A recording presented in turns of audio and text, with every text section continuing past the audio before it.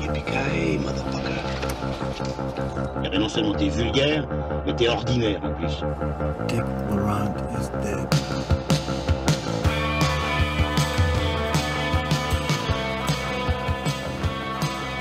Bonjour, bonsoir à toutes et à tous, auditrices, auditeurs, cinéphiles, bienvenue dans Transmission, la table ronde cinéphile qui fait le grand écart entre cinéma d'auteur et pop culture.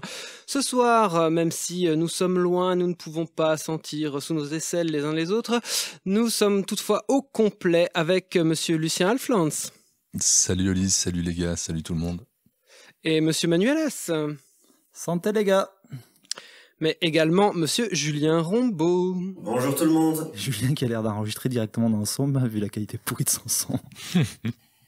Oh, quelle fine équipe, toujours aussi pleine de testostérone. Ce qu'on regrette, nous aimerions énormément recevoir des filles derrière nos micros, mais bon, pour le moment, ça ne s'est pas fait, mais on promet qu'on essaiera de le faire dans un futur proche. Néanmoins, ce soir, on va parler d'un film de filles. J'en dirai plus dans quelques secondes, parce que au sommaire d'un 45e épisode qui s'annonce chaud bouillant, on verra pour qui, n'est-ce pas? On parlera dans l'ordre de Calamity, le film de Rémi Chaillet, suivi de Possessor de Brandon Cronenberg, et on finira par The Nightingale, donc le film de Jennifer Kent. 3 films qui se retrouvent d'une manière ou d'une autre dans l'actualité cinématographique en ces temps moroses où les salles de cinéma nous manquent cruellement, surtout pour y découvrir peut-être certains des films qui sont au programme de ce soir.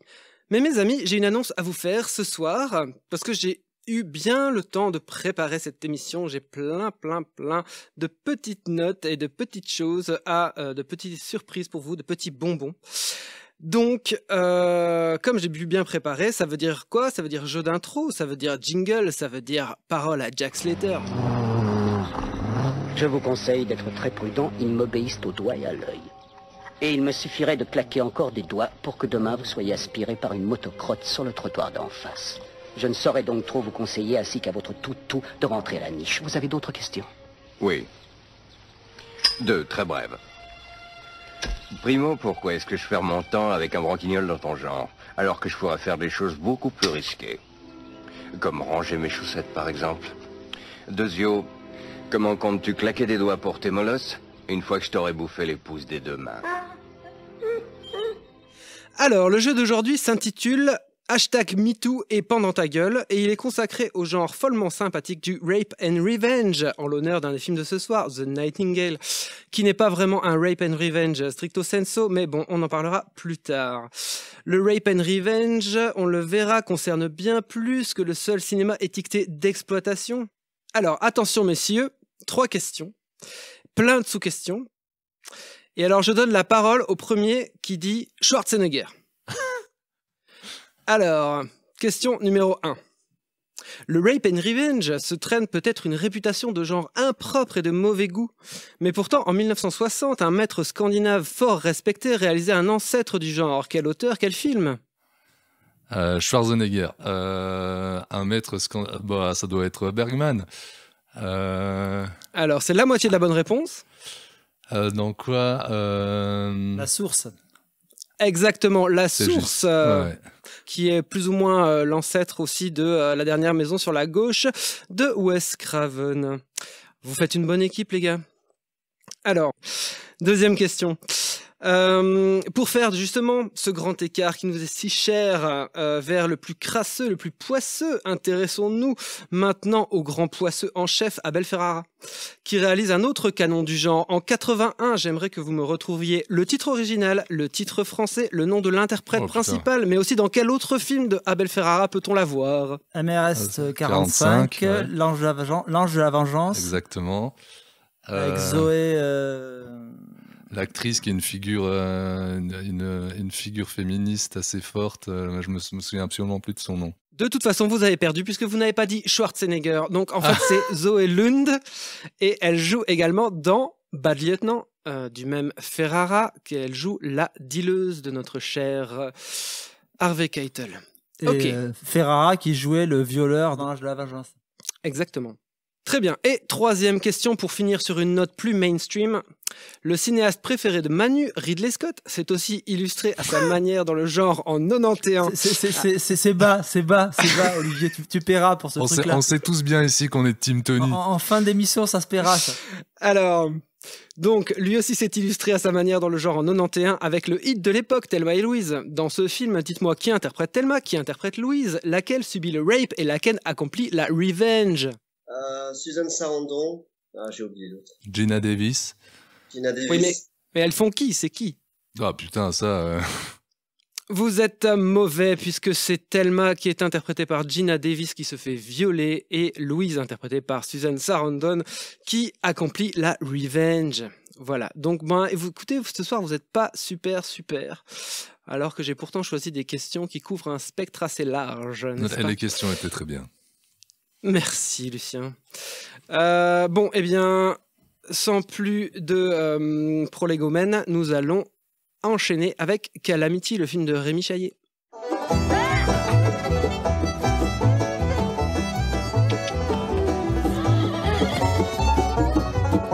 Qu'est-ce que tu fais avec ce pantalon? Bah, c'est pour les chevaux. Quelle calamité! Je ne tolérerai jamais une telle tenue dans notre communauté.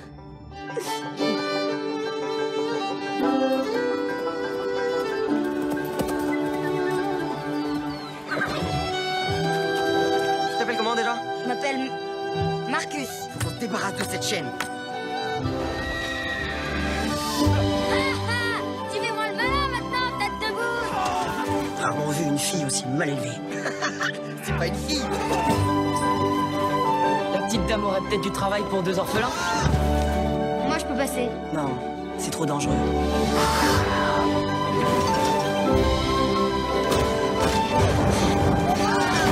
Vous employez des filles maintenant? Ouais, et celle-ci est très efficace. Aussi efficace que mal élevée. On m'appelle Calamity. Calamity Jane. Calamity, une enfance de Martha Jane Canary, c'est la nouvelle réalisation de Rémi Chaillet, le français, après le court-métrage Eau-Forte en 2006 et son premier long-métrage Tout en haut du monde en 2015, que nous avions d'ailleurs conseillé à ce micro. Avant ce dernier film, donc Calamity, il a notamment travaillé avec Tom Moore sur Brendan et le secret de Kells, ou encore Jean-François Laguioni sur Le Tableau.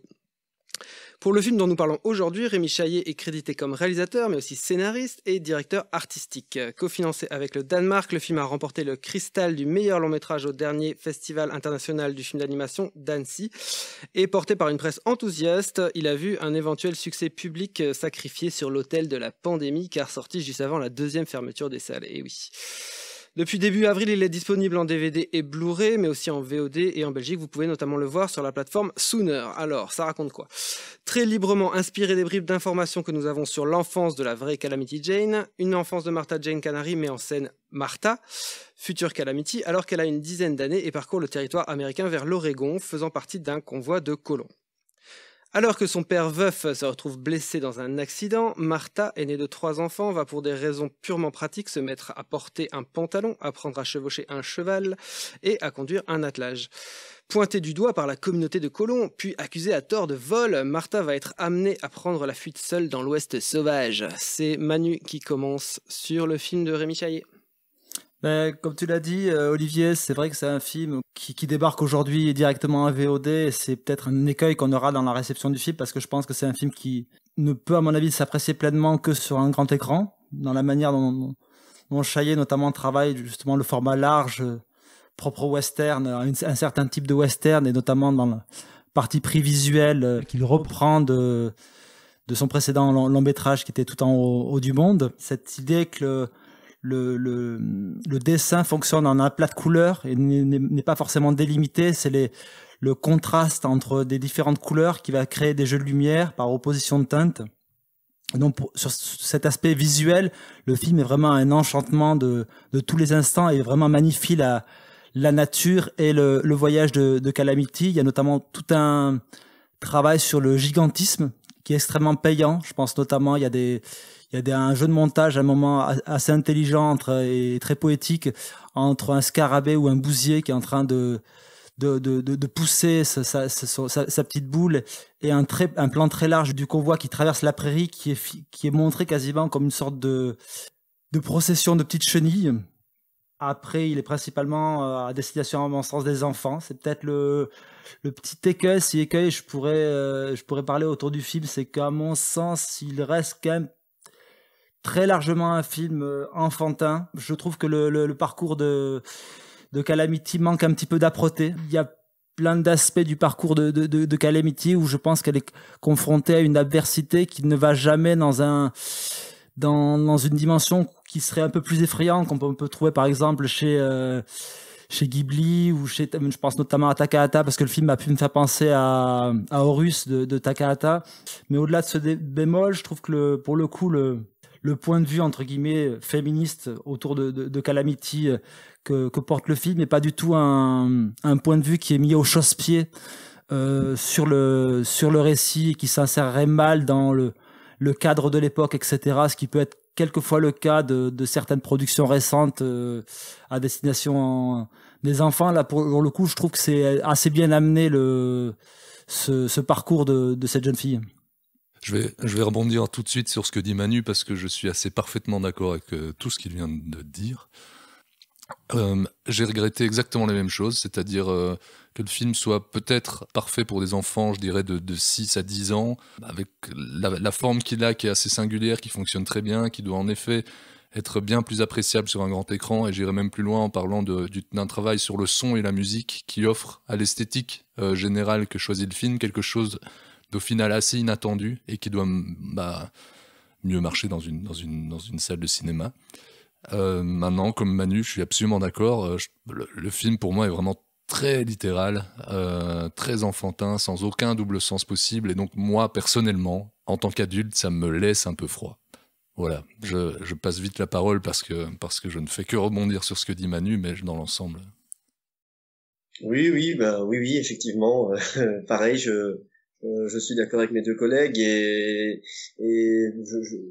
voilà, effectivement, cette histoire initiatique est assez belle. Je trouve qu'effectivement, il y a une belle énergie qui est insufflée, Lucien l'a dit, par la BO, par le son, par tout ce qui va se mettre en place au niveau des aplats de couleurs, comme Manu le disait, avec quelque chose de... Oui, pardon, je te coupe une seconde, Julien, mais c'était parce que déjà je n'ai pas, je n'ai pas spécifié exactement, mais c'est vrai que il y a un travail qui est presque à certains moments naturaliste sur le son, et qui crée un décalage, enfin une profondeur par rapport à la forme choisie. Mais vas-y, continue. Je crois qu'à la manière d'un rodéo, j'aurais tenu 17 secondes.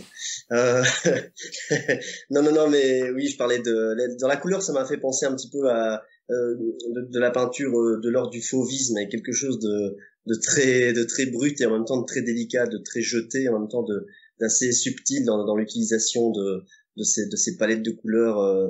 Et oui, je rejoins ce qui a été dit sur j'ai aussi manqué un peu d'empathie, c'est un de mes mots, mais un peu de me sentir concerné par le film. Et effectivement, les scènes de comédie fonctionnent très bien, avec le colonel qui est humilié, par exemple. Je crois qu'il est colonel. Le militaire humilié, ça fonctionne bien. Le duo avec son copain un peu plus grand, plus âgé, ça fonctionne bien. Après, oui, voilà, j'ai pas énormément à dire de plus sur ce film qu'on aurait aimé voir dans de meilleures circonstances.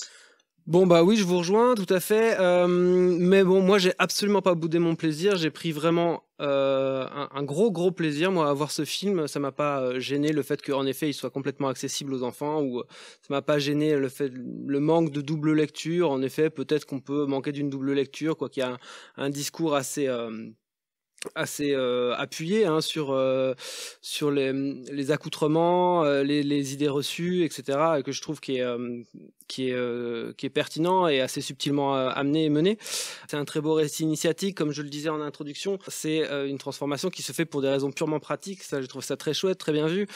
Je trouve que les personnages sont super bien caractérisés, assez rapidement, que en effet la comédie fonctionne. Moi j'ai beaucoup apprécié tout ce montage avec au moment où elle est attachée à Samson, justement, à son pote là, attaché avec la chaîne. Il y a tout un montage qui fonctionne extrêmement bien et qui raconte en même temps beaucoup sur son apprentissage des inconvénients du fait d'être attaché à quelqu'un au début et puis qu'ils apprennent progressivement à s'apprivoiser l'un l'autre. Je trouve ça vraiment très bien fait. En plus, ça finit par un gag quand le gars tombe de cheval et tout. Enfin, quand elle tombe de cheval parce que le gars descend, c'est bien. Et ce que je dirais en plus, c'est que je trouve que le découpage, il est d'une grande fluidité. Et en effet, il y a un beau jeu sur les jeux d'échelle, sur l'échelle, comme dit Manu. Mais en plus, ce qui est je trouve très accompli, c'est que donc ce côté en aplat va donner un côté bidimensionnel à l'image, et donc du coup Rémi Chaillet va toujours chercher les perspectives. On peut penser au moment où elle se lave les cheveux et elle va ouvrir un moment où elle va essayer de démêler ses cheveux et elle aperçoit un puma en arrière-plan. Tout est construit comme ça par des jeux de profondeur, des axes. Quand il y a la poursuite assez rocambolesque, en effet, quand ils arrivent dans la ville, il y a un moment un gars qui va jeter une poêle sur la caméra. Ça donne d'un coup beaucoup de profondeur à l'image, et je trouve que d'une manière globale, c'est vraiment extrêmement bien découpé en fait. Je suis d'accord avec toi quand tu parles justement sur ce travail et que tu prends l'exemple du puma, qui était une très belle scène, notamment avec cette idée en arrière-plan du puma qui arrive avec le moment où elle est en train de se démêler les cheveux. Après, c'est à mon sens là où le ton du film, à mon avis, ne dépasse pas le cadre entre guillemets en termes d'intensité d'un film pour enfants. C'est le puma, comme pour la rencontre qu'elle fait avec ce jeune garçon qui se passe au moment où ce jeune garçon est attaqué par un ours, ça reste des moments qui restent relativement anecdotiques et assez peu effrayants. Il y a un degré d'intensité dans ces scènes-là qui reste assez en deçà de ce que je pourrais attendre, qui est un moment où moi, en tant que spectateur adulte, j'aurais aussi retrouvé un peu plus d'aspérité, et je pense même pour un enfant, des moments un petit peu plus angoissant ou perturbant, et là que je trouve le film a une tendance un petit peu à lisser cet aspect-là. C'est pas un reproche sur le film en tant que tel, mais c'est le ressenti que j'ai eu vis-à-vis du film. Je sais pas si c'est vraiment un manque d'aspérité que de relief. Oli parlait d'un film extrêmement fluide, ce qui est très très vrai et ce qui est une qualité en soi, mais le film l'est peut-être un peu trop. Le film à un moment glisse et on regarde tout sur un même niveau d'intensité sans jamais être étonné par rien ou sans jamais être attrapé en fait par rien. Et donc c'est pour moi un très joli film sur lequel on a peu de choses à reprocher concrètement en fait, mais c'est un film qui manque de quelque chose pour t'attraper toi en tant que spectateur, je veux dire averti et adulte et averti. Et je trouve que c'était pas forcément quelque chose que tu retrouvais dans Tout en haut du monde sur cet aspect-là. Ben oui, vous avez sans doute raison les gars. En plus, ça me fait penser à justement un des deux points scénaristiques qui moi m'ont posé problème, c'est vers la fin du film, il y a une scène dans une mine où Calamity va perdre sa lampe et se perdre dans un boyau. En fait, au moment où elle perd sa lampe et qu'elle se retrouve dans le noir, là on est vraiment, enfin je trouvais en tout cas, moi j'étais saisi et j'étais vraiment avec elle et j'avais vraiment peur pour elle. Et malheureusement c'est résolu tout de suite et elle se sort de là comme par magie, et ça c'était quand même vachement décevant, je trouvais personnellement. Donc oui, sans doute vous avez raison que le film manque peut-être d'âpreté ou de dangerosité, que tout se déroule de manière peut-être un peu trop sans heurts, mais voilà, moi en tout cas j'ai pas boudé mon plaisir qui fut grand en voyant ce film quoi. Bien sûr. Enfin, je trouve quand même que après Tout en haut du monde, qui était déjà un bon film, je trouve que c'est déjà, c'est une belle promesse pour la suite de la carrière de ce mec-là. Et en plus, je trouve que l'animation a une certaine naïveté dans les scènes les plus simples, les plus posées, et autant elle peut être hyper fluide, notamment en tout ce qui est l'animation des animaux, le chien, etc. Et quand ça s'accélère, l'animation reste assez impressionnante, quoi, je trouve, personnellement. Tout à fait, ouais, non, on le recommandera malgré nos réserves. Merci messieurs, on va passer tout de suite à Possessor de Brandon Cronenberg, changement d'ambiance. Interface is active and we're at full power.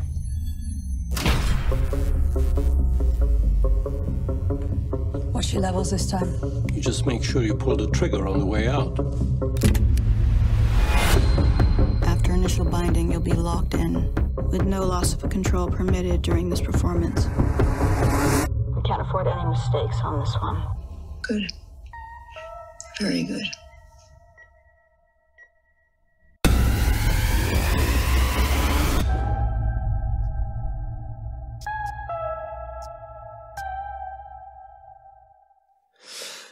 Après 3 courts et un long métrage, baptisé Antiviral en 2012, Possessor, c'est le nouveau film écrit et réalisé par Brandon Cronenberg, qui aimerait sans doute qu'on ne le réduise pas au rang de fils d'eux, même s'il officie sur le même terrain qu'arpenta jadis son papa, soit celui d'un cinéma fantastique empreint de mutation, d'hybridation entre le corps et la machine, de questionnement sur une humanité indissociable d'un amas de chair et de sang, etc.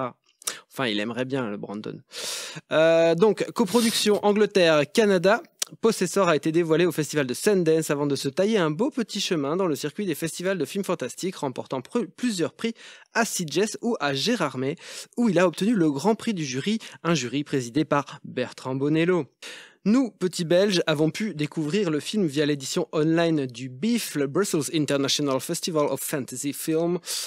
Néanmoins, même si le festival il est clos maintenant, vous pouvez quand même voir ce film si vous en avez envie, notamment sur Amazon Prime, iTunes, et le film est également sorti en DVD Blu-ray chez The Jokers Edition. Alors, le film, ça commence un peu comme la totale de Claude Zidi. Tasia Voss est une tueuse à gages très spéciale qui cache sa véritable activité à son compagnon Michael et à son jeune fils Ira. Mais Tasia ne flingue pas bêtement des gens comme Thierry Lhermitte ou Arnold Schwarzenegger, non. Grâce à une technologie de pointe, elle emprunte le corps de certaines personnes pour aller zigouiller leurs proches. Un peu comme si vous étiez téléporté dans le corps de Melania Trump pour tuer, enfin vous aurez compris. Alors qu'on sent que son activité commence à peser sur sa santé physique et mentale, Tasia accepte une nouvelle mission et se retrouve dans la peau de Colleen, fiancée à la fille d'un chef d'entreprise plein aux as qu'elle va devoir liquider. Mais vous vous en doutez, les choses ne vont pas se dérouler exactement comme prévu. Donc, tourné à Toronto, le film est interprété par Andrea Riseborough et Christopher Abbott dans les rôles principaux, mais on y retrouve également cette bonne vieille gueule de Sean Bean et cette bonne vieille gueule également de Jennifer Jason Leigh, que personnellement, je me disais, elle ressemble quand même à Jennifer Jason Leigh, mais il a fallu attendre le générique de fin pour me le confirmer. J'ai à chaque fois pareil. Ben Lucien, tiens, tu commences. Ah bah ça tombe bien. Bah ouais, on est face à un film hyper visuel et qui se veut relativement original sur ce point, mais d'un visuel totalement cosmétique. Rapidement, ça tourne, genre très rapidement, après quelques secondes, minutes, ça tourne à vide. Et il y a clairement moyen de décrocher. Tant pour moi, il est difficile de comprendre où le fiston Brandon Fly Cronenberg veut en venir. Un peu comme dans Antiviral, son précédent film, et un peu comme dans le cinéma de papa, il a repris tout l'univers visuel de son père, poussé tous les curseurs à fond, mais c'est comme s'il avait laissé toute la substance de celle-ci en route pour en faire de simples hype gimmicks, on va dire. C'est particulièrement ennuyeux, c'est particulièrement vain. C'est dommage parce que le film a des fulgurances d'originalité, que l'intrigue qu'elles instiguent et la thématique du personnage qui se perd elle-même dans la conscience des autres sont des idées plutôt engageantes, mais ça ne va jamais plus loin que la pure évocation graphique. Et puis surtout, c'est parce que c'est extrêmement mal raconté. Exactement. Hein. C'est un film qui est catastrophique dans sa narration. Je veux dire, tu parles de ça, il y a des fulgurances, oui, il y a des fulgurances visuelles, mais qui sont complètement déconnectées au final du récit, parce que on s'engouffre vraiment dans des... Le film s'appelle Possessor, mais pour moi, c'est un film qui n'est pas du tout habité, c'est vraiment un film de mort-vivant. Et tu blaguais sur le fait que tu avais peiné à reconnaître Jennifer Jason Leigh, mais moi, je trouve que c'est triste. T'as l'impression qu'elle est morte à l'écran, quoi. Je veux dire, si tu te dis que Brandon Cronenberg convoque Jennifer Jason Leigh uniquement pour une sorte de réminiscence de ce qu'elle a été dans l'existence de Cronenberg, c'est hyper triste. Je veux dire que Jennifer Jason Leigh, on l'a vu quand même il y a pas si longtemps chez Tarantino, elle avait encore quelque chose à défendre. Là, c'est d'une tristesse sans nom, et je trouve que c'est au-delà de l'aspect physique, c'est juste elle a pour moi rien à jouer, comme Andrea Riseborough qui est une super actrice, mais pour le coup, au bout de 10-15 minutes, je me dis, mais qu'est-ce qu'elle joue? Qu'est-ce qu'elle est censée faire? Pourquoi elle cache certaines choses à son équipe? C'est pas du tout clair. Le film est foireux dans sa narration et te perd complètement dans ça. Et en plus, quand il réfléchit au fur et à mesure, c'est bourré d'incohérences. Ça ne va pas. C'est le concept qu'a moqué Olivier au départ, mais au final, moi, c'est un concept de série B que je suis preneur, mais faut le tenir. Faut pas prendre la pause constamment. Et ce film qui aurait pu me séduire par son postulat de série B, en fait, ne le tient pas du tout sur la longueur et je sais même pas du tout ce qu'il raconte au final.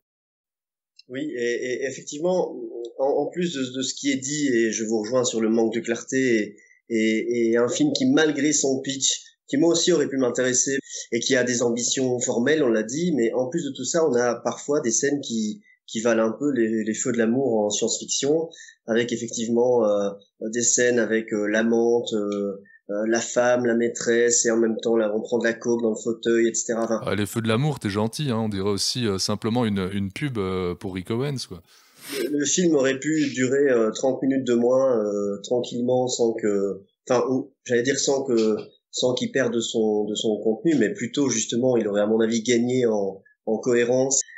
Je trouve que on en parlera à mon avis sur le film d'après, mais et en plus de ça, je trouve qu'il y a un problème de violence, avec une certaine complaisance à filmer cette violence, à s'apesantir longtemps avec des longs plans sur quelqu'un qui se fait tuer, où on voit les dents éclater, où on voit l'œil gicler, des choses très très très longues, sans forcément que ce soit justifié par. Je reprends une scène à laquelle tu fais allusion, je pense, qui est vraiment purement un clin d'œil.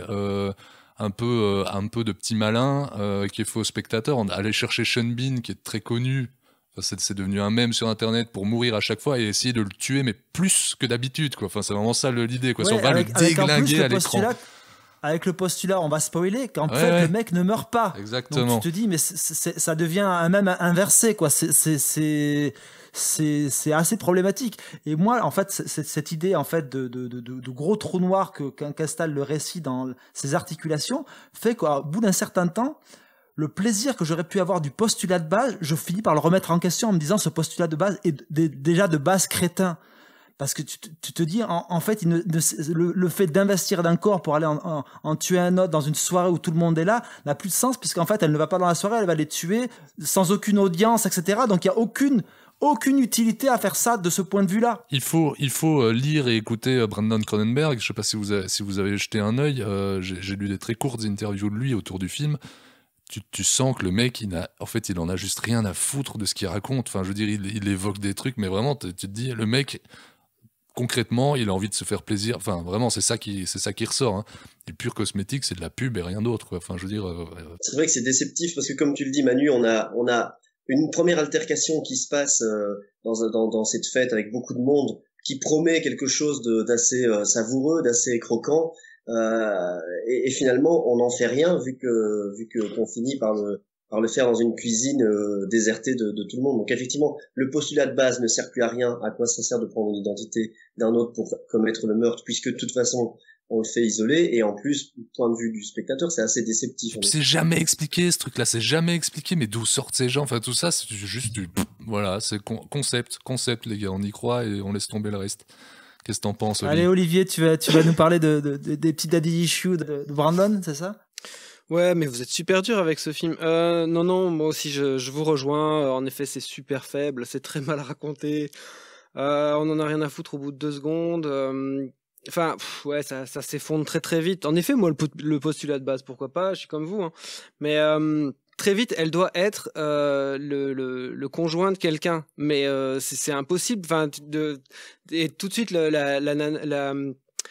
la fille de ce chef d'entreprise qui est joué par Sean Bean sent qu'il y a un truc bizarre, mais forcément, enfin, je veux dire, ça tient pas debout 2 secondes, ça pourrait pas exister. Enfin, de toute façon, ça ne pourrait pas exister, mais bon, ça tient pas debout. En plus, la manière dont elle s'entraîne juste avant, elle te montre une scène où elle s'entraîne, mais c'est genre, en 2 secondes, tu vas répéter, tu vas choper le timbre de voix de quelqu'un, mais bon.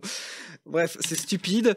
Et puis, je sais pas, mais il y a un échec. Enfin, on essaye d'épater le bourgeois avec des références à des vibromasseurs, on prend de la coke, on montre une espèce de créature transgenre. Enfin, ou alors une espèce de film porno dans un truc où genre le mec c'est censé être un boss super important de l'IA, il est à la pointe sur l'intelligence artificielle et tout, il y a encore des mecs qui bossent dans le sous-sol de son usine à essayer de reconnaître des rideaux, c'est complètement ridicule dans des films porno, c'est complètement ridicule ce truc là et genre non mais là c'est un aspect caractéristique du film, c'est que tu ne crois pas du tout à l'univers qui t'est amené quoi en fait. Non mais c'est presque un tour de force avec la manière dont le truc ne prend mais jamais, c'est-à-dire que de la scène d'ouverture, enfin vraiment, tu vois un truc, tu te dis ok qu'est-ce qui se passe, ok j'ai compris ce qui se passe, ok j'en ai rien à foutre. Mais c'est vraiment comme ça que ça se passe, hein. C'est vraiment ça qui se passe. C'est assez dingue. En fait, c'est pas. Ouais. Moi je trouve que c'est pas vrai parce que la scène d'ouverture, pourquoi pas, tu vois? Mais bon, en tout cas, on peut. Enfin, moi, en tout cas, j'achète la scène d'ouverture. Bref, on s'en fout. Et après, elle parle avec Jennifer Jason Leigh et puis elle lui dit, oui, je vais rejoindre Michael. Et puis Jennifer Jason Leigh la regarde et puis elle lui dit, mais vous n'êtes plus avec Michael. Et tout de suite après, boum, elle retourne justement dans sa famille. Et tu te dis, mais c'est quoi ce truc? Enfin, bon, bref, il y a déjà plein de trucs qui sont mal racontés. Et puis alors, il y a le recours à des espèces de plans, genre à la colorimétrie à fond, super shaky et tout, comme des espèces de rustines scénaristiques où sans doute que Brandon Cronenberg se dit qu'on comblera nous-mêmes les trous de son scénario. Et puis voilà, en fait, lui, ce qui l'intéresse, c'est d'accumuler de la violence graphique et du sexe, qui est en fait finalement un peu un vice du cinéma d'exploitation, quoi. Et dans lequel a débuté son papa. Mais alors, il met de la cosmétique là-dessus avec une espèce de spleen urbain 3.0. Mais alors en fait, c'est un film clairement Z qui est drapé sous une espèce de halo arty. Puis alors, c'est énervant. Et il fait... il joue des jeux de symétrie, de reflets, une esthétique glacée qu'on a vu 1000 fois. Et alors... il sait pas raconter avec sa caméra, quoi. Il fait tout le temps des espèces de super fortes contre-plongées juste pour filmer le plafond et mettre le personnage dans une espèce de truc symétrique. Et c'est con, c'est moche, ça sert à rien.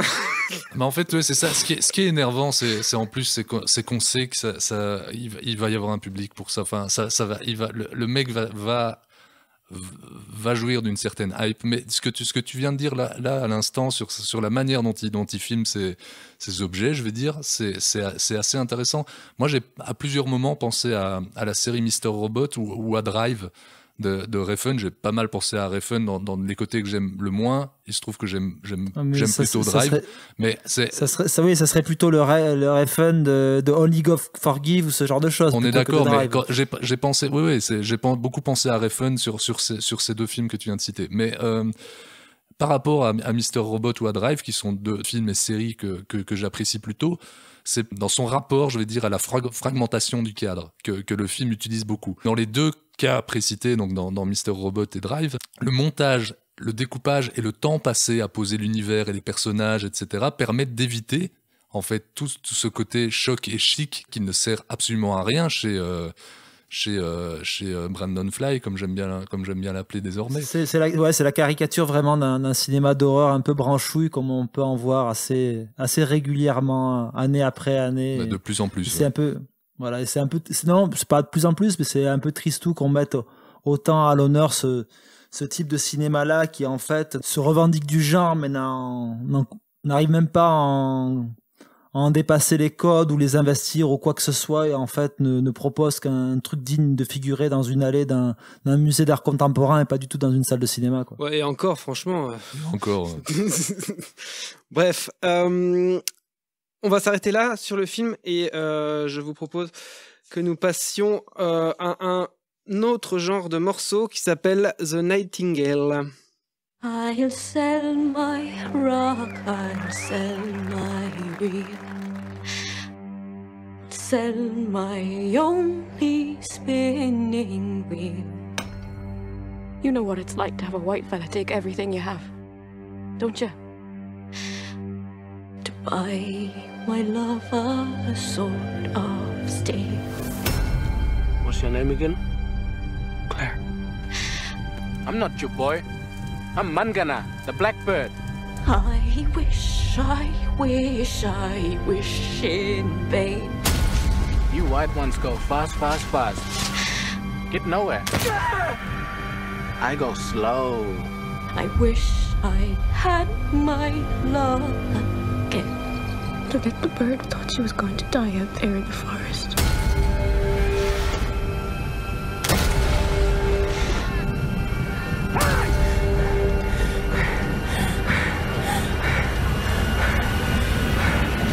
Suddenly, she was free.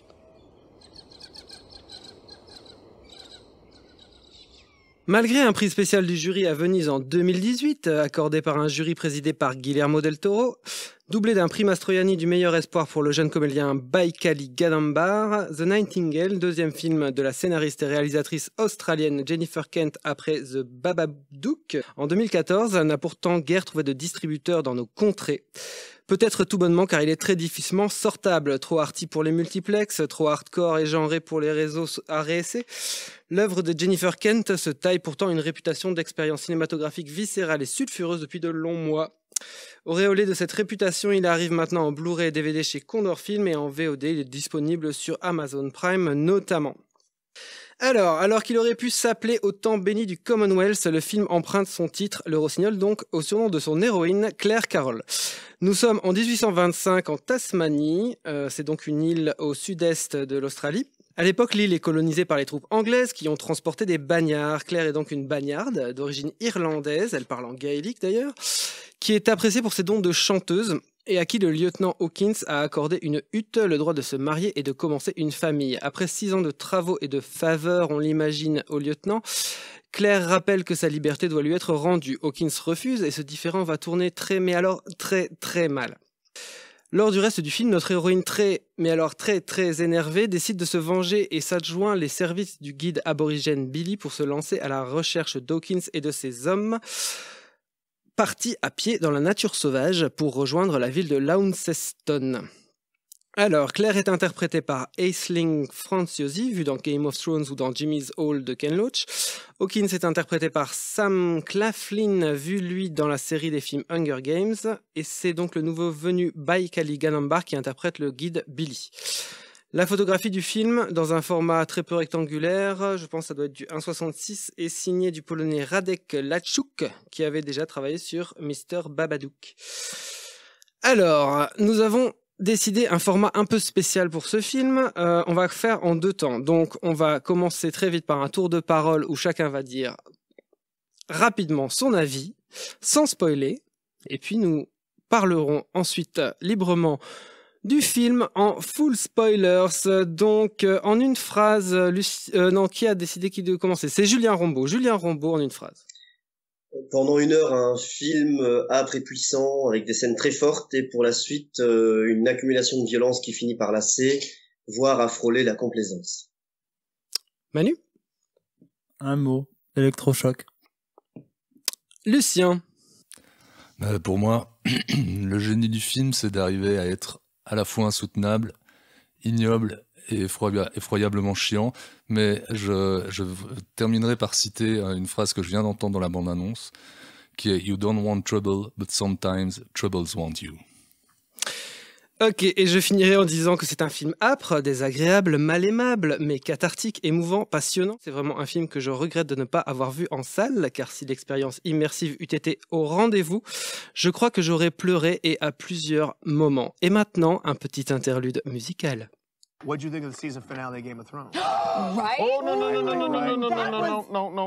I'm reading the books. Oh, sorry. The first book. And he reads slow. Hey. We can never talk about You're in it. trouble. We're never going to talk about it. Okay. No, you're right. Hey, has anybody seen that new Russell Crowe thriller? Because let me tell you...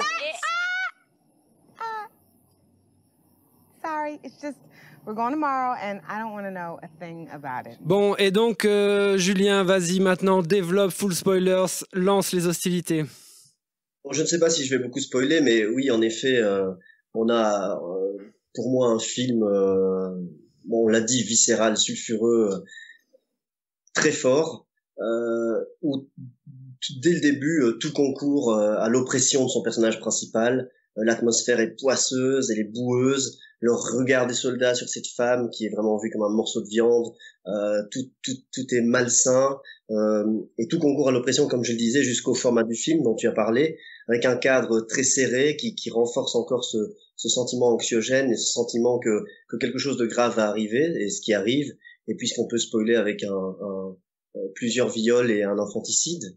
Et alors, bon, puisque je crois que ça va être notamment au cœur du débat, je trouve que le film est cru, bien sûr, mais je ne dirais pas que la violence, justement, est complaisante, et en tout cas sûrement pas dans la première moitié du film, parce que si les scènes sont abjectes, on l'a dit, difficilement regardables, assez insupportables, je trouve que la mise en scène n'est jamais ostentatoire, qu'elle n'est pas dans une complaisance. On en a parlé avec Possessor. Je trouve qu'il y a plus de plaisir à voir chez Cronenberg à jouer avec cette violence complaisante que ici où elle est vraiment au service du récit.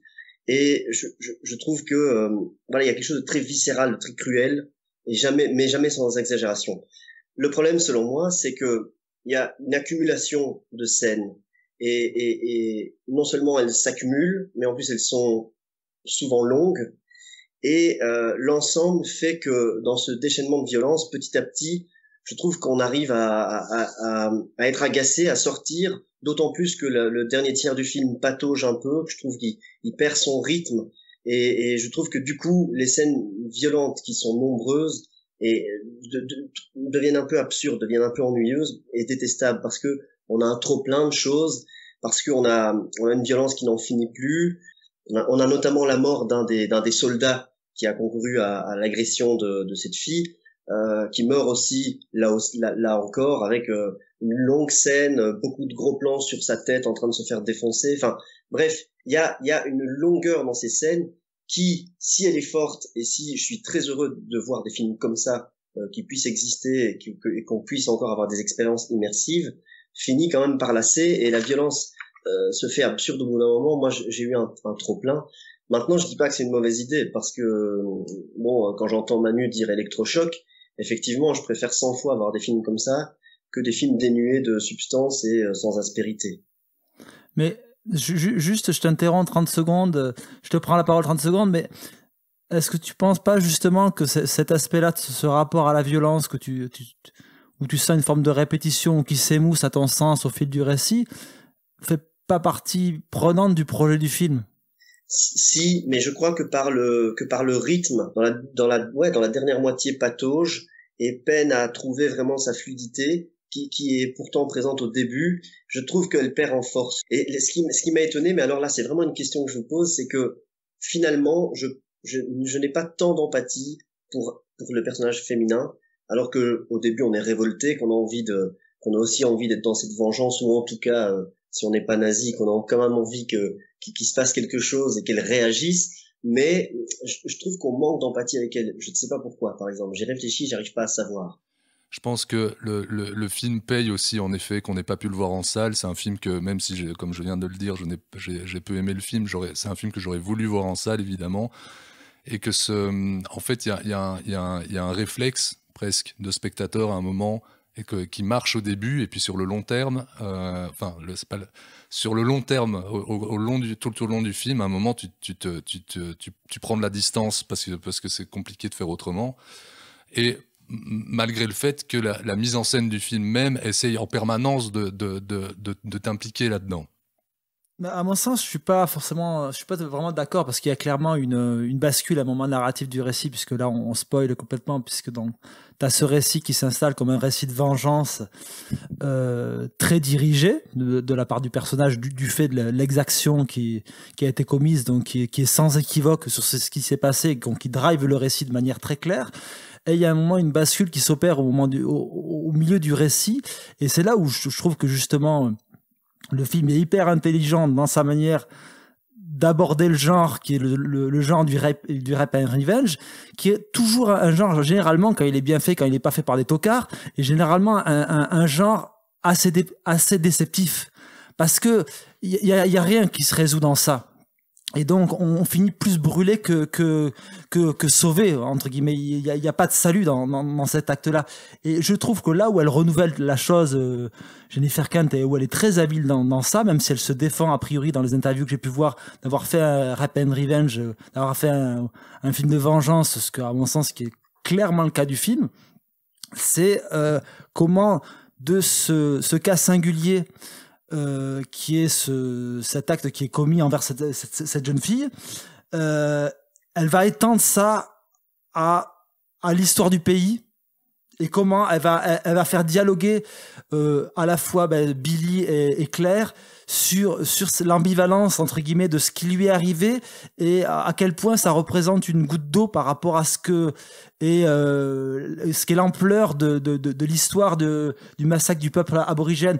Donc voilà, je trouve qu'à ce niveau-là, le film est d'une intelligence, et en plus il le fait pas de manière sentencieuse, il le fait avec les codes du cinéma de genre. Là où pour le coup on parlait d'un cinéma de genre qui tournait à vide chez Cronenberg, là c'est un cinéma de genre qui est vraiment investi dans ce que, en fait, quand il est bien fait, ce cinéma-là doit véhiculer. Et c'est suffisamment rare. Il y a tellement de films qui essayent de bêtement appliquer des codes sans en comprendre l'essence. Ça ne peut pas être plaisant. Et pour le coup, elle y met la distance, et elle tient son récit tout du long, moi, je trouve. Mais c'est là que, quand je t'entends parler, Manu, je me dis que l'échange va être intéressant, parce qu'en fait, je suis parfaitement d'accord avec toi, sauf que j'adopte le point de vue opposé. C'est-à-dire que je vois exactement la même chose que toi, sauf que moi, ça ne me plaît pas, simplement. C'est-à-dire que oui, elle tente de réinventer de sous-genre du rape and revenge, qui est souvent... Je pense pas qu'elle tente de le réinventer, elle le réinvestit. C'est ça que je. C'est très différent. C'est pas un truc de petit malin qui se croit au-dessus. Elle se croit pas au-dessus du genre, je pense. Je pense pas. En tout cas, c'est ce qu'elle dit clairement en interview. Mais le rape and revenge est souvent plutôt, je vais dire, plus cartoonesque et crapoteux qu'autre chose. Ce qui peut le rendre fun, en fait, mais souvent douteux. Le problème ici, pour moi, dans ce cas-ci, c'est qu'elle part tellement dans toutes les directions que ça devient nettement plus problématique. Et en fait, pour moi, la mise en parallèle des luttes féministes, raciales et d'autres minorités, parce que ça va plus loin que juste ce que tu disais brièvement au début, la métaphore de cette violence systémique me semble manquer, disons, au minimum de discernement. C'est-à-dire qu'à un moment... alors après, on rentre dans un débat qui est purement philosophique. On peut questionner l'intérêt de la radicalité d'un discours engagé. Après, moi, je suis certain que mon intérêt, il se situe ailleurs. Il se situe plutôt dans une finesse que je ne retrouve jamais dans le film. Le discours qui émerge du film, il émerge par les actes et par le parcours du personnage. C'est pas quelque chose qui est apposé au film. Et c'est pas un film qui, à mon sens, comme tu le laisses entendre, s'éparpille dans plein de directions. Pour moi, il est assez clair dans sa direction et dans le chemin qu'il emprunte. Et il est pas aussi schématique, à mon sens, qu'on pourrait le penser. Pour moi, les antagonistes de Claire sont au final plus nuancés que tu peux le trouver dans d'autres films du même genre, à mon sens. Le film est plus ambivalent sur ça. Je suis pas sûr, effectivement, Lucien, que le film manque de finesse. Je pense que oui, il est parfois au bulldozer dans sa crudité, dans sa cruauté, mais par contre, je trouve que l'écriture a quand même, justement, dans comment elle imbrique effectivement le destin de Claire, et en plus le destin de Billy et de tout le sort des aborigènes, justement, elle a quand même une ampleur assez intéressante. Justement, le personnage de Billy, je rejoins Manu, représentatif de toute cette barbarie des blancs, des colons blancs qui à la base en Australie en plus étaient des bagnards envoyés, etc. C'est quand même très fort, et je trouve que ramener ça à la fin avec ces deux phrases quand il dit "This is my country, this is my home", après avoir subi c'est une horreur, ça, je suis désolé, c'est une horreur. Justement, c'est une horreur, parce que par où on en est passé, c'est une horreur, mais je trouve que... Non, c'est une horreur cinématographiquement parlant, quoi. Non, mais pourquoi une horreur cinématographiquement ? Non, mais déjà, pour revenir sur ce que vous disiez juste avant, pour moi, le simple fait de mettre ça en parallèle, c'est couper au couteau vraiment toute la finesse du truc, quoi. C'est-à-dire qu'on est sur des problématiques qui ne sont pas les mêmes, qui sont extrêmement complexes, chacune d'elles, mais qui ne sont pas les mêmes. Et le film les traite en parallèle en permanence, ce qui pour moi me pose vraiment déjà un problème de base. Mais par-dessus tout, le discours qu'on va appeler le discours final, mais le discours...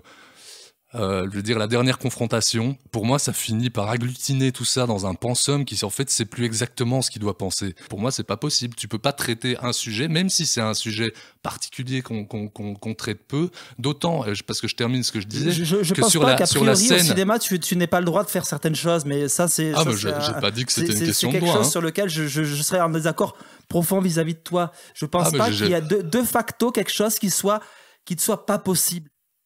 Ah, oui, ok, bon, ça c'est vraiment, on est dans la sémantique pure. Mais. Ben oui, mais c'est de la sémantique. Tu te dis qu'on ne peut pas opposer ces deux types de narration. Avant même que la proposition soit faite, tu la condamnes de facto en tant que discours et dispositif. Pardon si je m'exprime mal. C'est pas le fait même que ce soit fait qui me dérange, c'est juste ce qui en ressort sur moi, c'est-à-dire quelque chose d'assez brouillon, à mon sens, concrètement, d'un point de vue purement thématique. Je termine juste sur ce que je disais, parce que sinon je vais oublier, mais sur cette scène de confrontation finale dont je parlais. T'en as bien parlé au début, c'est quelque chose qui ne peut pas être fondamentalement jouissif, qui ne peut pas être un accomplissement en soi, et donc qui est systématiquement déceptif. Mais en fait, le problème pour moi ici, c'est que, en fait, cette scène, c'est la raison pour laquelle la protagoniste, comme le spectateur, a tenu jusque-là, en fait. Et pour moi, en dehors du fait qu'elle ne puisse pas être jouissive d'un point de vue, je veux dire, émotionnel, voilà, c'est comme ça, comme tu dis, on est face à une impasse. Le problème pour moi, c'est qu'elle n'aboutit à rien, enfin, elle aboutit à un bordel, je veux dire, au niveau, je vais reprendre ce mot qui est dégueulasse, mais au niveau thématique. Moi, je suis absolument pas du tout d'accord avec ce que tu viens de dire, parce que je trouve qu'au contraire, que c'est extrêmement satisfaisant d'un point de vue scénaristique et en tant que spectateur, cette scène de confrontation finale, parce que justement, enfin, tous les personnages sont des opprimés d'une manière ou d'une autre, hein, ils subissent l'oppression de quelqu'un ou de quelque chose, d'une caste ou d'une autre division ou quoi que ce soit, les méchants y compris, hein. Bon, très clairement, il y a un parallèle qui est dressé, notamment sur la base du dialecte entre Billy et Claire. Mais justement, c'est ça qui est super. Enfin, moi, c'est ça que j'ai adoré dans le film, c'est que, enfin, une des choses que j'ai adoré dans le film, c'est que à partir du moment où Claire s'est confrontée à la violence en tuant un type, et c'était long, et ça faisait mal, et on a bien vu que ça faisait mal, et on a bien vu que c'était long, et elle se rend compte qu'elle n'est pas guérie, qu'elle a toujours ses visions, qu'elle a toujours mal au sein, eh bien, que ça n'a rien changé, eh bien, elle s'efface, elle minore sa douleur par rapport à celle de Billy, et leurs destins ne sont pas les mêmes. Donc, il n'y a pas vraiment une comparaison des deux. C'est juste qu'elle va minorer sa douleur. Je suis pas tout à fait d'accord avec toi, mais tu dis qu'ils ont des parcours totalement différents. Ils ont quand même un parcours qui se suit très fort. Pas totalement différent, je dis juste qu'à un moment, leurs parcours sont similaires, mais à un moment, elle s'efface par rapport à ce que lui va symboliser. D'ailleurs, à la fin, t'as une résurrection et une extinction. Cette fin, elle fonctionne assez bien et assez jolie, je suis d'accord. Tout fonctionne bien dans ce film, Lucien. Tu disais le contraire il y a 5 minutes, Lucien. Qu'est-ce que j'ai dit? Tu disais que la scène de confrontation fonctionnait pas, alors que moi je trouve qu'elle fonctionne parce que justement, elle est plus dans ce rapport de. Non, la fin, la toute fin, vraiment la toute fin. Oui, non, mais avant ça, tu parlais de la scène de confrontation entre Claire qui va retrouver le lieutenant et qui lui fait un discours dont d'ailleurs, en fait. J'ai pas encore saisi, j'ai vu que le film qu'une seule fois, exactement la teneur de ces mots, mais l'important c'est la manière dont elle se tient et qu'elle lui dit la femme à laquelle tu as fait du mal, elle est morte dans cette forêt en te pourchassant, et maintenant de toute façon toi tu continues à vivre avec toute ta saloperie larvée et toute ta frustration, et moi je m'en fous parce que je suis une résurrection. En tant que spectateur dans ce type de film là, je trouve ça hyper satisfaisant, quoi. T'as vu ça où? C'est totalement inédit. En termes de pure expérience de spectateur, c'est totalement inédit. C'est pas quelque chose que tu as vu auparavant. Quand je parlais de réinvestir des codes et de réinvestir des archétypes, elle le fait pleinement. Jusque dans cette confrontation finale qui ne ressemble à aucune confrontation que tu peux avoir dans ce type de récit-là. Julien? En fait, je trouve que toutes les scènes de la deuxième moitié de film sont fortes, mais je trouve qu'elles perdent un peu en teneur par l'accumulation des choses. Cette scène dans le bar avec la confrontation, indépendamment prise toute seule, je la trouve magnifique. Le plan quand elle tombe, qu'elle sort de l'embrasement de la porte, qu'elle se laisse tomber après tout, après avoir enfin dit les mots à son oppresseur, je trouve ça magnifique. Mais je trouve ce moment-là est très beau aussi. Le problème, moi, ce qui me gêne, c'est le discours qu'il y a juste avant. Enfin, c'est le monologue qu'il y a juste avant. Le monologue dans le bar. Ouais. Mais peut-être Lucien disait ça, il finit par s'écarter du film parce que peut-être qu'on est obligé de détourner les yeux ou qu'on est obligé de s'extirper un peu de cette violence. Je crois que c'est ça qui est à l'œuvre. Non, c'est thématique. C'est Lucien, ce qui embête Lucien, c'est thématique.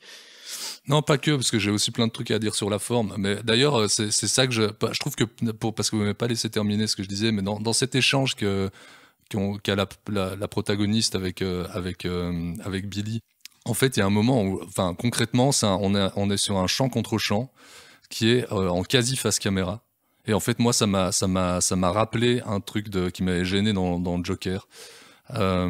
C'est-à-dire que par le rapprochement qu'elle fait entre le personnage de Billy et sa protagoniste tout au long du film, cette mise en face directe entre le spectateur et ce qui se passe à l'écran et ce que disent les personnages, je vois un discours qui ne prend plus de distance entre ce que te raconte la metteur en scène et ce que te racontent les personnages. C'est-à-dire que je vois directement la personne qui a écrit ce texte qui me dit ça à moi en me regardant dans les yeux. Et ce discours, pour moi, il est quand même problématique. Mais attends, combien de films utilisent ce type de procédé? Parce que en termes d'écriture, ce qui amène ce personnage jusque-là, par rapport à ce qu'est le Joker, le film dont on a parlé, c'est quand même... J'ai beaucoup plus de sympathie pour ce film-là que pour le Joker. C'est effacer les 2 heures qui se sont passées auparavant. On n'est pas du tout dans le rapport de victimisation qu'il y a dans The Joker. On est parfaitement d'accord, mais on est dans un parcours qui n'a rien à voir. Donc je ne comprends même pas la comparaison.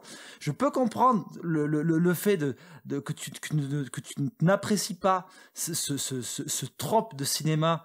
Non, c'est même pas ça. S'adresser au spectateur de cette manière-là, mais c'est quelque chose qui n'est pas propre à ce film-là et qui non, bien sûr, parce que The Joker est vraiment un film détestable. Là, je suis désolé, mais ça joue pas dans la même catégorie. On parle de cinéma, là, on parlait pas vraiment de cinéma quand on parlait de Joker, quoi. Je prends 2 exemples simplement qui sont récents, qu'on a évoqués en parlant de ce même plan dans cette émission. C'est pour cette raison-là, j'ai aucun problème avec ce trope de cinéma, comme tu dis, en général. Le problème, c'est que j'ai un problème avec ce trope de cinéma quand ça dit pas la même chose, on est d'accord.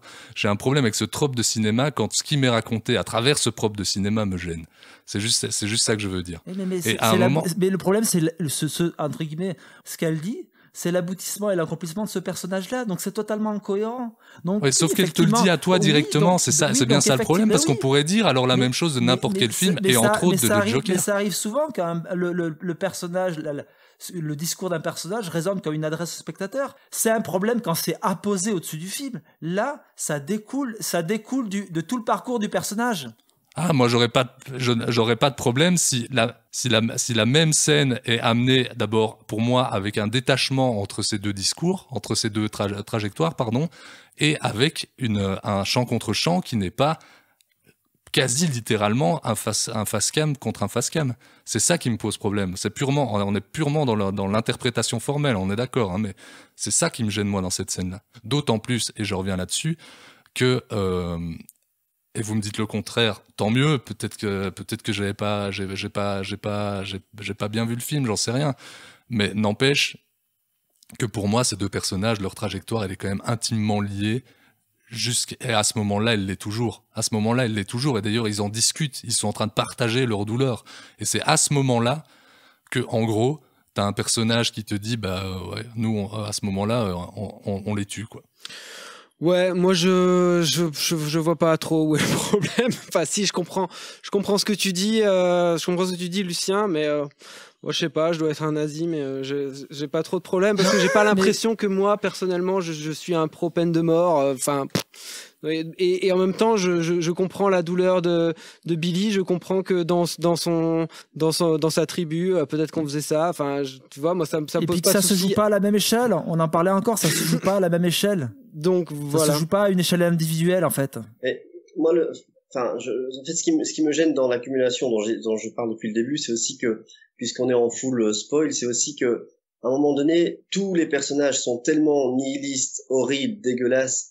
Qui a pratiquement aucun espoir, si ce n'est Billy, et si ce n'est, oui, ce pauvre vieil homme qui est plutôt humaniste, mais qui en même temps est complètement misogyne avec sa femme. Bon, question d'époque, ok, pourquoi pas, mais c'est que on en vient à un déchaînement de violence qui quand je disais qu'il devient absurde, où on tue des gamins qui n'ont absolument rien à se reprocher, pratiquement, où on tue des aborigènes par groupe, juste parce que en fait ils parlent pendant 20 secondes, et j'ai l'impression que c'est là que ça devient un peu... Je suis assez d'accord, moi, sur la mort. Alors, je suis pas d'accord sur tout ce que tu viens de dire, mais sur la mort du gamin, moi aussi, je me suis dit, ok, what the fuck, quoi. Vraiment, il y a un moment, le méchant est tout à fait unilatéralement ignoble, pourquoi pas, mais il y a un moment où c'est bon, quoi. Enfin, je veux dire, je trouve que c'est plus compliqué que ça. C'est plus compliqué que ça, tu vois. Par exemple, moi, un film sur lequel c'est la vision qu'elle a entre guillemets de l'esclavage à l'échelle de l'Australie, elle est assez proche de celle de Fleischer dans Mandingo. Je veux dire, dans ce rapport de propriété et qui fait qu'en fait, effectivement, ça n'a aucune conséquence, et donc tu tues avec ce degré de détachement, en fait.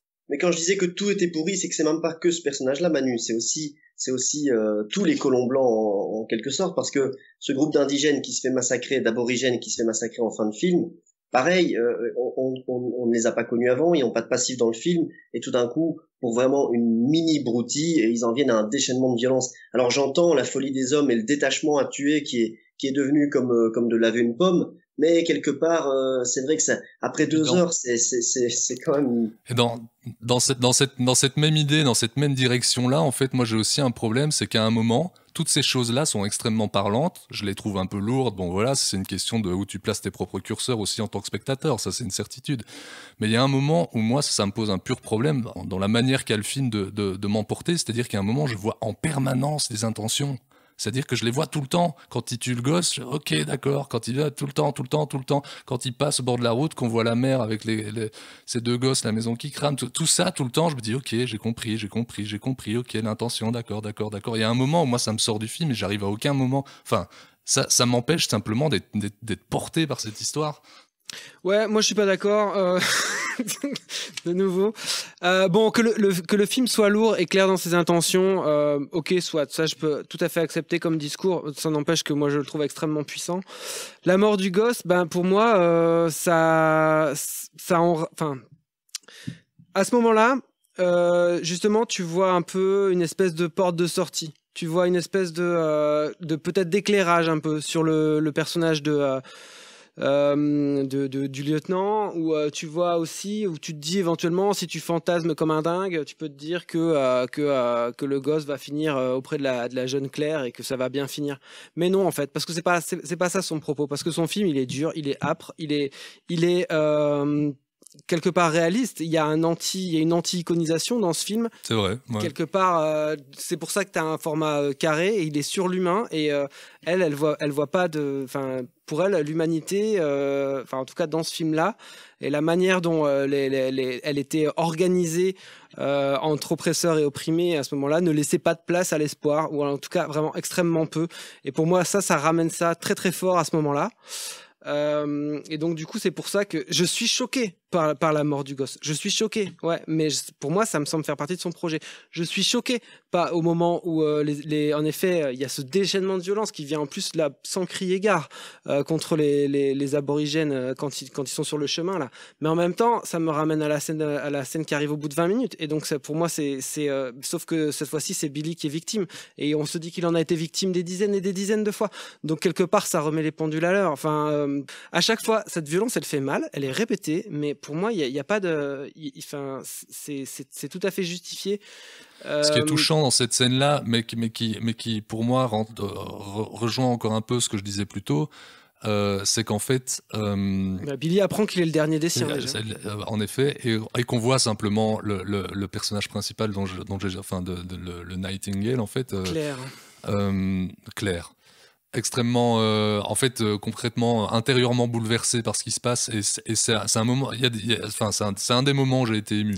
Moi, le moment où elle l'aperçoit alors qu'ils se sont perdus, qu'elle l'aperçoit, qu'elle descend de la charrette et qu'ils se courent l'un l'autre, et que là, pour le coup, il y a des vrais face caméra en gros plan, et que tu as les visages qui vont occuper vraiment tout le cadre.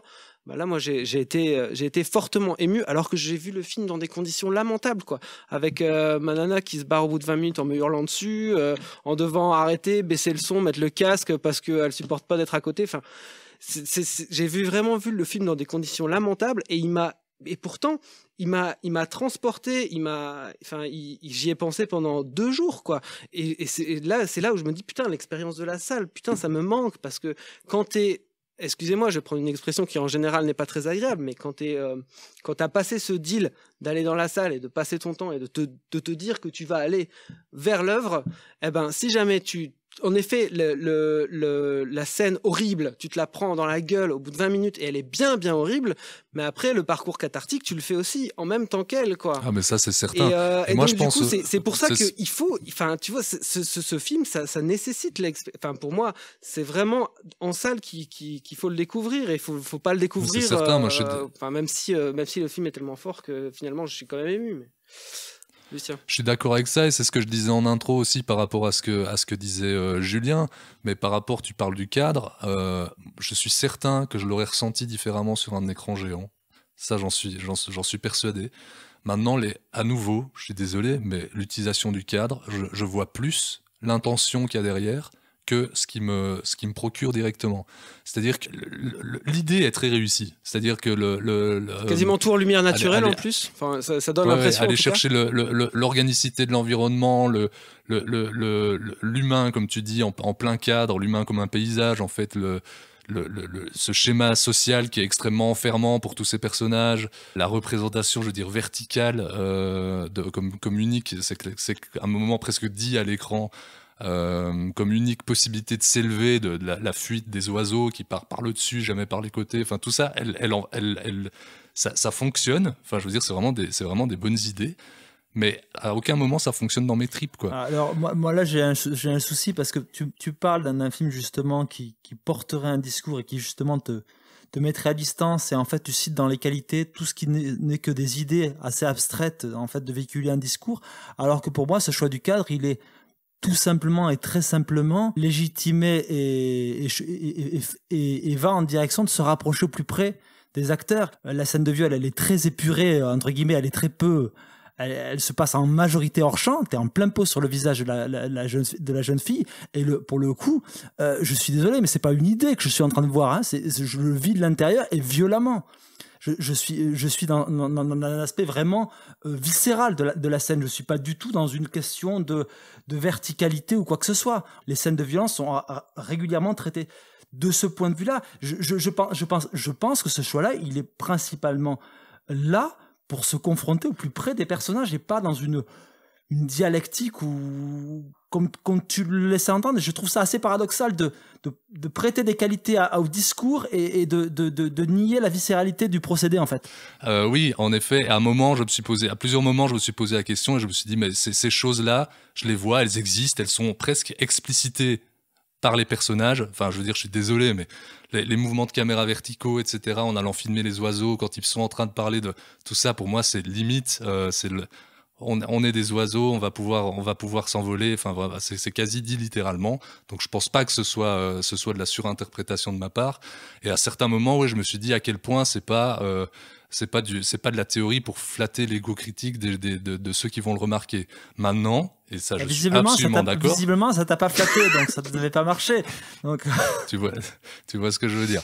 Mais maintenant, je suis absolument d'accord qu'il y a à certains moments, il y a une utilité concrète de cette mise en forme. Mais le problème, c'est peut-être pas un problème, mais c'est que ça marche surtout sur les moments qui sont horribles. C'est-à-dire ce resserrement du cadre sur l'horreur, ça fonctionne plein pot, ça c'est clair, et ça rend les scènes horribles absolument horribles. Ça empêche le regard de fuir, concrètement. Je veux dire, tu n'as rien d'autre à voir que ce qui est ignoble. Donc oui, ça fonctionne très bien. Ça, il y a vraiment absolument rien à redire là-dessus, et ça marche très bien.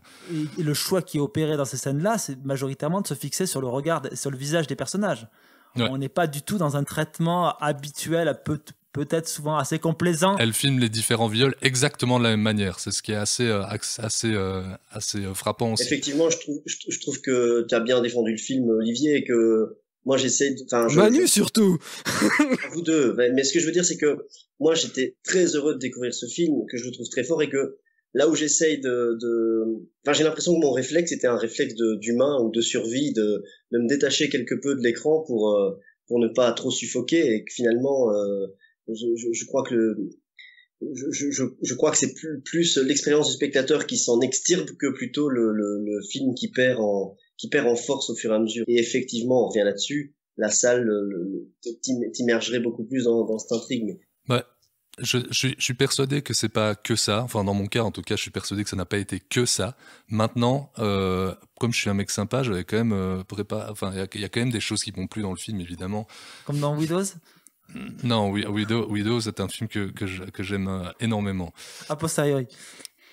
Non, bref. Enfin, bon, on va pas revenir là-dessus, mais je trouve que Oli en a parlé très très brièvement, mais je trouve qu'il y a un travail sur la lumière qui est assez dingue et en fait qui, comme son approche même du genre ou du sous-genre ou on appelle ça comme on veut, je trouve super intéressant de filmer ce genre de lieu avec une colorimétrie qui est hyper désaturée, comme Froide. ça, qui est un peu... c'est le genre de truc qu'on a d'habitude... Enfin, ce genre de lieux, en fait, quand on les voit, généralement, c'est assez chatoyant, c'est plein de couleurs, c'est plein de... Et là, on est dans quelque chose qui est aussi désaturé, c'est assez fascinant, je trouve. Et assez intéressant et rarement vu. Il y a des petites idées quand même tout le temps qui vont dans le sens du récit mais qui fonctionnent très très bien. Tu parlais au lit de la démontée de lait, des trucs comme ça. Je trouve qu'en fait c'est des choses qu'on voit jamais au cinéma et qui fonctionnent très bien dans le cadre de ce film-là. Et même si j'ai énormément de réserves sur le film, et plus que de réserves, à certains moments le film me gêne énormément et pas dans le bon sens, je trouve que la fin est une vraie réussite. Genre, en fait, quand la fin est arrivée, j'avais déjà tellement de problèmes avec le film que je ne m'attendais pas à ce qu'elle puisse raccrocher les choses et à être aussi jolie, en fait. Très bien, messieurs, j'aurais encore 1000 choses à dire, mais je pense qu'on va s'arrêter là parce qu'on a été quand même très long sur le film de Jennifer Kent, mais il en valait la peine selon moi et selon Manu et selon Julien, mais vous aurez compris. Et selon Lucien qui avait bien des choses à dire en mal dessus, ce qui est... Ah oui, mais moi je préfère, alors qu'on soit très clair, je préfère 1 milliard de fois voir ça que le Cronenberg fils ou ce genre de truc, hein. Il y a pas de... Je propose qu'on le rebaptise Cronenbourg et plus Cronenberg, quoi. Bon, très bien, messieurs. Et maintenant, après cette longue et belle discussion, je propose que nous passions au conseil, si Harry Callahan le veut bien. Écoute, pourrieux, pour moi, tu n'es qu'une merde de chien qui s'étale sur un trottoir. Et tu sais ce qu'on fait d'une merde de ce genre? On peut l'enlever soigneusement avec une pelle, on peut laisser la pluie et le vent la balayer, ou bien on peut l'écraser. Alors si tu veux un conseil d'ami, choisis bien l'endroit où on te chiera. Très bien, et donc maintenant, pour terminer cette belle émission, nous allons passer à une série de conseils. Je vais commencer, puisque je n'ai commencé sur aucun film ce soir, vu le programme restreint. Alors moi, pour rester en Australie aborigène, je vais vous conseiller de voir ou de revoir Walkabout, le film de Nicolas Roeg, qui est sorti en 71, qui est à peu près mon film préféré de son auteur, je pense, enfin, au-delà du chef-d'œuvre, je veux dire, mis à part le chef-d'œuvre Don't Look Now. C'est un film avec David Gulpilil, qui est à peu près le seul acteur aborigène qui soit un peu connu à l'international, qui a notamment beaucoup tourné avec le cinéaste australien Rolf De Heer, dans Dick Canoë ou dans Charlie's Country. Voilà, donc Walkabout, c'est marrant parce que c'est un film complètement à l'opposé visuellement et stylistiquement du film de Jennifer Kent, c'est-à-dire que là on est dans des teintes chaudes, on est vraiment dans l'imagerie du film de désert qu'on peut attendre, et puis au niveau on n'est pas du tout dans l'approche assez naturaliste de Jennifer Kent, mais dans une approche beaucoup plus expérimentale, avec des expérimentations sur le montage, etc., comme c'était le cas souvent chez Nicolas Roeg. Et certains de ses congénères britanniques à l'époque, n'est-ce pas, Ken Russell en tête. Mais par contre, c'est aussi un film qui, comme le Jennifer Kent, met une jeune fille et un aborigène dans une sorte de road movie, une jeune fille blanche et un aborigène dans une sorte de road movie, et qui met en scène un rituel de cette culture malheureusement perdue. C'est un très très très beau film, je vous le conseille très chaleureusement. Il est ressorti il y a une dizaine d'années chez Potemkin en support. Voilà. Walkabout, Nicolas Roeg, 71. On passe à Manu. Eh bien moi, comme toi, je vais rester dans un domaine assez similaire au film de Jennifer Kent, puisque je vais vous conseiller The Keeping Room, qui est un film réalisé en 2014 par Daniel Barber, un film britannique, qui se passe pendant la guerre de sécession.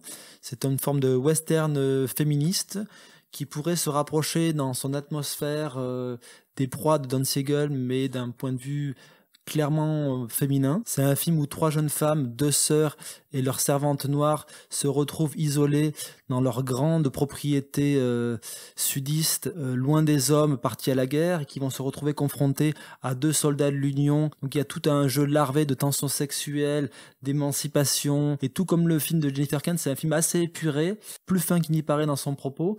C'est un film qui avait déjà au cast Hailey Stanfield, qu'on avait déjà pu découvrir quelques années auparavant dans The True Grit des frères Cohen. Donc voilà, Daniel Barber, il avait réalisé auparavant un premier film qui s'appelait Harry Brown, et qui lui clairement était un vigilant movie avec Michael Caine dans ce qui reste à mon sens son dernier grand rôle au cinéma, en tout cas son dernier grand rôle de premier plan. Et là on est plus dans un cadre de survival, matinée de western. Donc voilà, c'est un film qui est aujourd'hui disponible uniquement en import, qui n'a pas été exploité en France, et ça serait vraiment, je pense, l'occasion de remettre au goût du jour ce film. Merci Manu. D'ailleurs, Lucien prend des notes. Oui. Moi, je triche un peu parce que j'ai pas terminé le bouquin, et si ça se trouve, je vais détester la fin, mais j'ai des doutes. Je suis en train de lire un bouquin sur Joseph von Sternberg qui s'appelle Les Jungles hallucinées, édité chez Capricci, qui est écrit par Mathieu Macheret.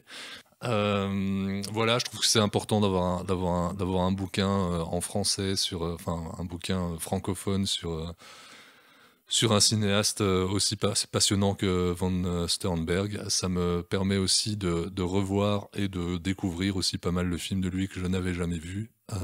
Ça donne envie, c'est super bien écrit, c'est très agréable à lire, c'est un éclairage assez intéressant, et c'est à mettre en parallèle, j'imagine, avec un bouquin qui est sur ma pile mais que je n'ai pas encore lu non plus, qui est chez Capricci Stories, la sous-édition de Capricci qu'aime beaucoup Julien, sur Marlène Dietrich. Oui, moi j'avais parlé de Mathieu Rostac sur La Brèche. Absolument. Julien, tu as pris la parole, garde-la. Oui, moi je vais conseiller la série de Mike Flanagan, The Haunting of Bly Manor, pardonnez my English, de Mike Flanagan, donc, où on découvre en plus d'une très très très chouette actrice qui est Victoria Pedretti. Bon, il y avait eu une première saison qui s'appelait The Haunting of Hill House. Ici, je ne l'ai pas vu, mais ici on est apparemment dans un genre très différent, puisque elle est inspirée de Henry James, donc déjà forcément ça ne peut être que bien. Mais en plus, on est dans une atmosphère très particulière et pas du tout effrayante, et que ce qui est touchant, c'est bien toute la mélancolie qui se déploie, et c'est-à-dire que les fantômes du manoir sont plutôt les fantômes qui habitent l'humain, et les fantômes qu'on cherche et qu'on essaie de continuer à laisser vivre en nous, ou de retrouver, avec une nostalgie énorme dans chacun des personnages, qui essaye de faire revivre le passé, ce qui les rendait heureux, ce qui concourait à la vie heureuse. Et voilà, la nostalgie de ces fantômes est quelque chose d'assez inédit, et en plus c'est assez splendide visuellement, et c'est assez stylé. Oui. Je vais me permettre de rebondir sur ce que tu dis, parce que je suis assez d'accord avec ce que tu dis, même si je trouve que justement dans cette deuxième saison, enfin dans cette Bly Manor là, la mise en place est parfois un petit peu complexe, et justement qu'il y avait quelque chose qui fonctionnait extrêmement bien dans Hill House, c'était ce mélange de mélancolie, comme tu dis, voire de tragique à certains moments, avec l'horrifique, et ça marchait. C'est quelque chose qui fonctionnait très très bien dans Hill House, et que je n'ai pas retrouvé de par son manque, je vais dire, d'appréhension horrifique dans Bly Manor, même si je trouve la deuxième saison très intéressante. Mais je pense aussi, ça tient aussi du fait que, pour le coup, dans cette deuxième saison, Flanagan n'a réalisé qu'un épisode, contrairement à la première saison. Ça se sent. Mais en tout cas, c'est comme ça que j'allais finir, c'est de dire qu'effectivement, je trouvais que malheureusement la série finissait moins bien qu'elle ne commençait, et qu'elle souffrait un peu de longueur. Et tu parlais de mise en place, Lucien, il y a quelque chose, il y a de nombreux flashbacks, il y a beaucoup d'histoires qui s'entrelacent, qui s'entremêlent, et ça finit aussi un petit peu par manquer de clarté. Il y a un petit manque scénaristique de fin, ou un petit manque de clarté, mais pour l'atmosphère, pour les personnages et pour ce qui se déploie dans la nostalgie, je le conseille tout de même. Sur Netflix, eh bien, merci Julien, ça faisait longtemps qu'on n'avait pas parlé de Netflix, voilà, on le dit 5 fois en 10 secondes, Netflix. Merci, vous pouvez passer à la caisse. Donc, pour finir, il me reste à vous dire que nous sommes disponibles en podcast, vous pouvez bien sûr aller sur notre site transmissionlepodcast.com, également sur Facebook, Twitter, Instagram, insultez-nous, dites-nous ce que vous avez pensé de The Nightingale. Vous pouvez aussi nous écouter sur Apple Podcast, Podcast Addict, PodCloud, Mixcloud, Spotify, iTunes, YouTube. Voilà, merci beaucoup, on espère que ça a été agréable pour vous. On vous retrouve très bientôt et à très bientôt. Ciao!